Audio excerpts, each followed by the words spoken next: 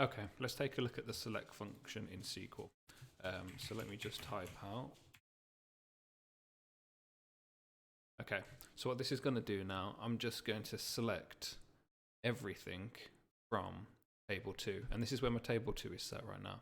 So the star basically means it's going to return every column in the table. And it's also going to show all the data within the columns. So if I just hit F5 or execute, okay, so it shows us everything. In some tables, there can be many columns, and you just don't want to see everything. So in this case, we can drill it down a bit more. So I'd just say I want to see customer code and the country. So I can select the customer code, stick in a comma, then I can also select the country, and now I can see what customer is from what country.